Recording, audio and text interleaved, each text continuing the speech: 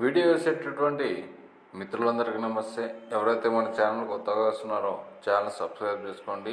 Video కనుక నచ్చితే like చేయండి, షేర్ చేయండి. మరి టాపిక్లోకి వెళ్ళే ముందుగా దయచేసి విద్యార్థులు ఎవరైతే యొక్క వీడియో చూస్తున్నారో నిరుద్యోగులు కూడా దయచేసి పూర్తి వీడియో చూడండి. ఒకసారి మీరు కూడా ఆలోచించండి. ఈ యొక్క వీడియో అనేది పూర్తిగా అర్థమవుతుంది. సో ఏపీలో మరో ఎస్ఐ నోటిఫికేషను సాధ్యమేనా? ఒకవేళ మరో ఎస్ఐ నోటిఫికేషన్ కనుక ప్రభుత్వం కనుక ఇస్తే పరిస్థితులు ఎలా ఉంటాయి? మరి ఏం చేస్తే ఏ ప్రయత్నాల ద్వారా ఒకవేళ ఎస్ఐ నోటిఫికేషన్ సాధించడానికి ఉన్నటువంటి మార్గాలేమి అని చెప్పేసి మనం కనుక ఓసారి ప్రశ్నించుకున్నా, ఓసారి ఆలోచించిన నిజంగా ఒకవేళ నిరుద్యోగులుగా కనుక ఆలోచిస్తే డెఫినెట్గా ఇది ఒక గొప్ప శుభపరిమాణమే. ఎందుకంటే ఇచ్చినటువంటి నోటిఫికేషన్ చాలా తక్కువ పోస్టులు అనేది ఇచ్చినారు. వాస్తవానికి కనుక మాట్లాడితే గత ప్రభుత్వాల దగ్గర నుంచి అయినా కానీ ఎప్పుడైనా కానీ వేల సంఖ్యలో అభ్యర్థులు ఎదురూసినటువంటి నోటిఫికేషన్లో ముందు వరుసలో ఉండేటువంటి నోటిఫికేషన్ ఏదైనా ఉందంటే పోలీస్ నోటిఫికేషన్. ఎందుకంటే ఎక్కువ సంఖ్యలో ఇవ్వడానికి ఛాన్సెస్ ఉంటాయి. దానికి తోడు కేవలం డిగ్రీ అర్హత కలిగిన వారు, దానికి తోడు శారీరక దారుఢ్యం అనేది ఉన్నవారు ఈ యొక్క పోలీస్ వ్యవస్థలోకి రావాలని చెప్పేసి వేచి చూస్తూ ఉంటారు. అందుకు జరిగేటివి. బట్ ఇక్కడికి వచ్చేసరికి అంటే ఇప్పుడున్న ప్రజెంట్ మూమెంట్లో గత 4.5 సంవత్సరాలంతా డైరెక్ట్గా ఇంకా 5 సంవత్సరాలు అనుకోవచ్చు. 2 నెలలు ఎన్నికలు కూడా ఉన్నాయి కాబట్టి ఈ 5 సంవత్సరాల్లో పన్నదే ఒక నోటిఫికేషన్. అందులో కూడా చాలా తక్కువ పోస్టులు డైలీ పడినాయి.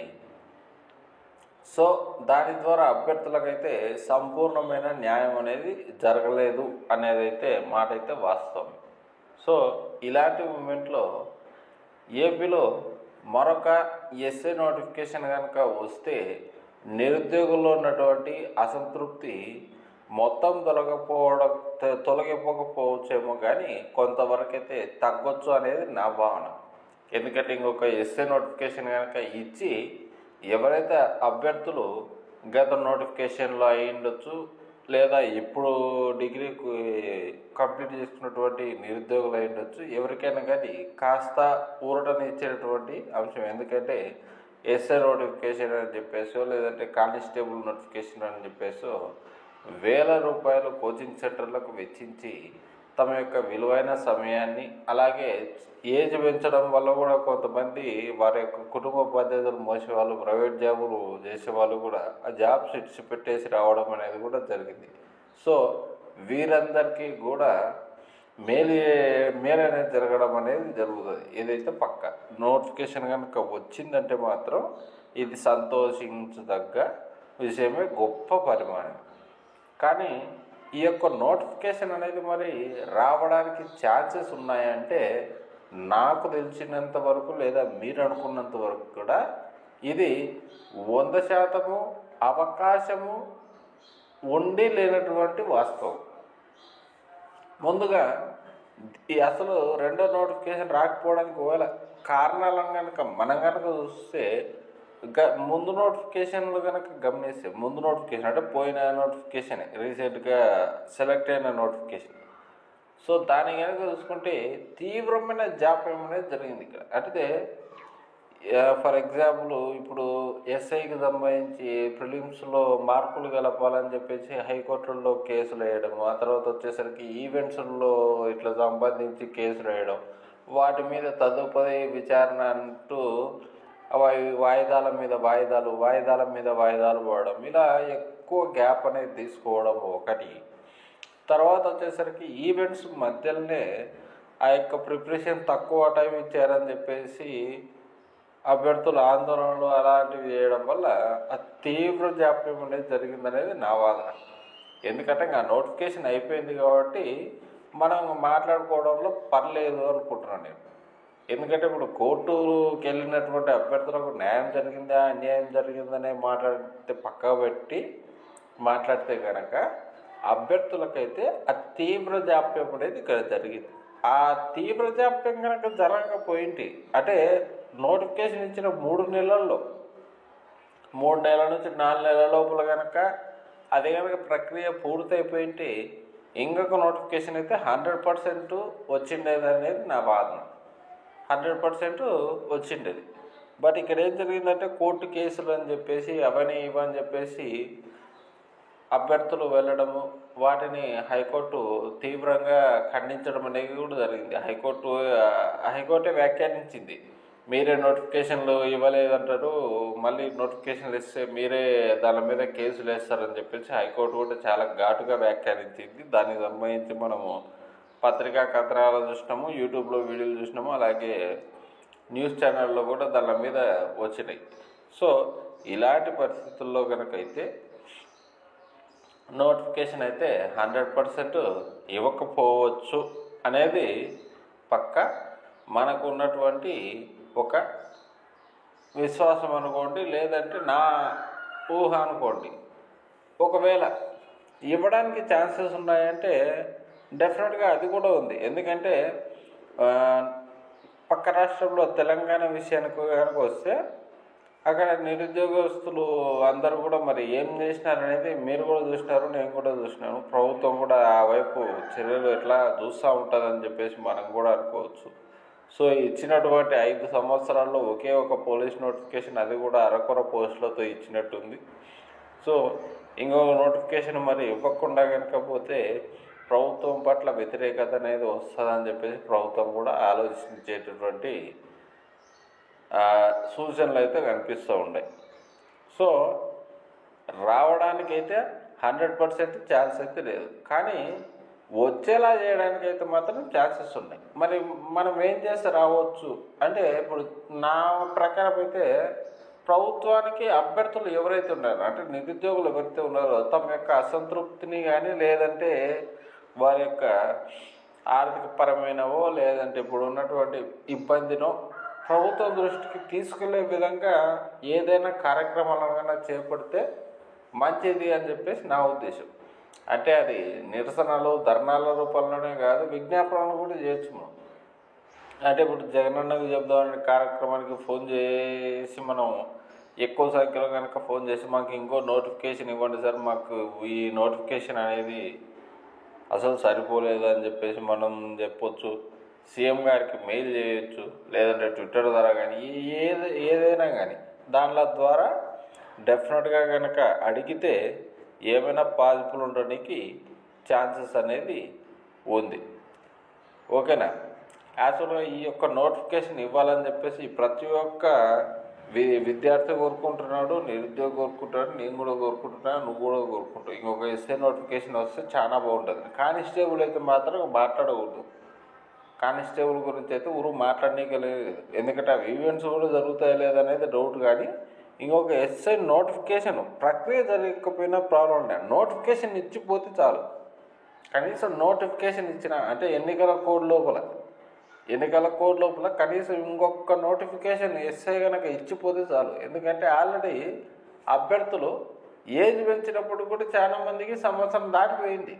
ఒకవేళ 32 వరకు ఉన్నటువంటి అభ్యర్థులు అప్లై చేసుకోవచ్చు అని చెప్పేసి ఎస్సీ నోటిఫికేషన్ ఇచ్చి సంవత్సరం అయింది. వాళ్ళు 33కి వచ్చేసింటారు, అంతే కదా. అంటే తీవ్ర జాప్యం అనేది జరగకుండా ముందు నోటిఫికేషన్ ఇచ్చేసినారంటే కొంచెం అసంతృప్తి అనేది తగ్గుతుంది. సో ప్రభుత్వ పెద్దలు కనుక నిరుద్యోగుల పట్ల సానుకూలంగా కనుక వ్యవహరించి, నిరుద్యోగులకు కూడా ఇప్పుడు సంక్షేమ పథకాలే కాదు, నిరుద్యోగులను కూడా మనం ఆదుకోవాలనేటువంటి ఉద్దేశంలో కనుక వెళ్ళి మన తరపున కనుక ఆలోచించేలా కనుక చేయగలిగినామంటే డెఫినెట్గా నోటిఫికేషన్ రావడానికి 100% ఛాన్స్ ఉంది. ఓకేనా? మరి ఆ వైపు అడుగులు కనుక వేస్తే అంటే అటు విద్యార్థి సంఘాలు కానీ, లేదంటే యువజన సంఘాలు కానీ, లేదంటే నిరుద్యోగులు కానీ ఎవరెవరి రూపాలలో వారు కనుక ప్రయత్నాలు కనుక చేసి, అంటే మీ చుట్టుపక్కల ఉన్నటువంటి ఎమ్మెల్యేలను, ఎమ్మెల్సీలను, లేదంటే మంత్రులను కలిసి విజ్ఞాపనల రూపంలోనో, లేదంటే ఏదైనా కానీ రూపంలో కనుక మీరు కనుక ఇంకొక నోటిఫికేషన్ గురించి కనుక ప్రయత్నిస్తే డెఫినెట్గా ఈ యొక్క ఎస్ఏ నోటిఫికేషన్ ఇంకొక నోటిఫికేషన్ అనేది సాధ్యపడుతుంది. ఎందుకంటే గవర్నమెంట్ తలుచుకుంటే పెద్ద పనేం కాదు, ఎందుకంటే ఆల్రెడీ రిజల్ట్ ఇచ్చేసినారు. నోటిఫికేషన్ ఒకవేళ ఇవ్వకపోవడానికి ఛాన్సెస్ ఏమంటే తీవ్ర జాప్యం అనేది జరిగిపోయింది. నెక్స్ట్ వచ్చేసరికి ఇంకా పేర్కొన్నటువంటి గ్రామ సచివాలయం గురించి అసలు ఊసేలేదు. 2 రోజుల్లో నోటిఫికేషన్, 3 రోజుల్లో నోటిఫికేషన్ చాలా మంది చెప్పబట్టి ఒక 6-7 నెలలు అయినప్పటికీ కూడా అసలు ఆ నోటిఫికేషన్ ఏమైందని చెప్పేసి మనకైతే ఇంతవరకు దాని మీద ఇన్ఫర్మేషన్ లేదు. డిఎస్సి ఇంతవరకు లేదు మనం మాట్లాడితే. సో మరి ఇప్పటికిప్పుడు ఎస్ఐ నోటిఫికేషన్ ఆల్రెడీ అయిపోయింది కదా, మరి మళ్ళీ ఇస్తారా అంటే ఏమో ఇవ్వచ్చు, అది స్టూడెంట్స్ చేతులు ఉంది. మరి మా యూట్యూబ్ నా ఛానల్ తరపునైతే నేనైతే నా ప్రతి వీడియోలో కూడా ఇప్పటి నుంచి ప్రభుత్వానికి అయితే నేనైతే వినతి అయితే చేస్తూ ఉంటాను. డెఫినెట్గా ఇంకో నోటిఫికేషన్ ఇవ్వండి. ఈ ఎన్నికల కోడ్లు వచ్చేలోపు దయచేసి నిరుద్యోగులను ఆదుకోండి. ఎందుకంటే చాలామంది కుటుంబ బాధ్యతను మోసే వాళ్ళు కూడా ఈ యొక్క ఎస్సీ నోటిఫికేషన్కి ప్రిపేర్ అయిన వాళ్ళు ఉంటారు. ప్రైవేట్ జాబులు ఇచ్చిపెట్టేసి ఉంటారు, లేదంటే పేద విద్యార్థులు వేలకు వేలు కోచింగ్ సెంటర్లకు ఇచ్చేసి ఉంటారు. సో ఆర్థికపరమైనటువంటి ఇబ్బందులు, మానసికపరమైన ఇబ్బందులు ఉన్నారు. ఎటువంటి గవర్నమెంట్ నోటిఫికేషన్లు లేవు. కాబట్టి దయచేసి ప్రభుత్వ పెద్దలు కూడా దయచేసి ఒక్కసారి ఆలోచించండి. వీరు మిమ్మల్నే నమ్ముకొని ఉన్నారు నిరుద్యోగులు. గవర్నమెంట్ ఉద్యోగాలంటే గవర్నమెంట్ నమ్ముకొనే ఉన్నారు వీళ్ళు. దయచేసి వీళ్ళ యొక్క పొట్ట కొట్టొద్దండి. దయచేసి ఒక నోటిఫికేషన్ ఇవ్వండి. నోటిఫికేషన్ అయిపోవటమని అయితే నేనైతే చెప్పను, కనీసం నోటిఫికేషన్ ఇవ్వండి. నోటిఫికేషన్ ఇచ్చి ఇంకొక ఛాన్స్ అనేది ఇవ్వండి వీళ్ళని వీరు నిరూపించుకోవడానికి ఇంకొక ఛాన్స్ ఇవ్వండి. పాపం ఇప్పుడు ఈ ఎస్ఐ అభ్యర్థుల్లో కొంతమంది కానిస్టేబుల్ సెలెక్ట్ అయిన వాళ్ళు ఉంటారు. సర్లే ఎస్ఐ పోయింది, ప్రిపేర్ అయిన కానిస్టేబుల్ అంటే దాని ఈవెంట్స్ మాటనే లేదు, ఊసే లేదు. ఇప్పుడు అన్ని యూట్యూబ్ ఛానళ్ళు కూడా కొంచెం దీని మీద శ్రద్ధ చూపాలని చెప్పేసి నా మనవి. ఎందుకంటే ఒకరు పెద్ద ఒకరు చిన్న అనేది ఏం కాదు. మీరు చాలా కాలం నుంచి ఉన్న యూట్యూబ్ ఛానళ్ళు కూడా ఉన్నాయి. దయచేసి అందరూ ఒక తాటి మీదకి వచ్చి ప్రభుత్వానికి మన తరపున మనం కూడా వినతి పత్రం లాగా అందిద్దాం. ఎందుకంటే సోషల్ మీడియాలో ఉన్నాం కాబట్టి దయచేసి మనమే చెప్పేది ఎక్కువ అభ్యర్థులకు. అదిగో పులంటే ఇదిగో తోక అన్నట్టుగా అన్నీ మనమే చెప్పేది. సో నా తరపున అయితే నేనైతే ప్రభుత్వానికి డెఫినెట్గా వినతి అయితే చేస్తున్నా. దయచేసి సార్ ఇంకొక ఎస్ఏ నోటిఫికేషన్ ఇవ్వండి. కానిస్టేబుల్ ఇవ్వడానికి కుదరదు కాబట్టి కనీసం ఎస్ఏ నోటిఫికేషన్ ఇవ్వండి. కనీసం ఎస్ఏ నోటిఫికేషన్ కనుక ఇచ్చినారంటే ప్రభుత్వం మీద కూడా కొంత సానుకూల ప్రభావం అనేది చూపిస్తుంది ఆ నోటిఫికేషను. దయచేసి నిరుద్యోగులు పొట్టగొట్టద్దండి.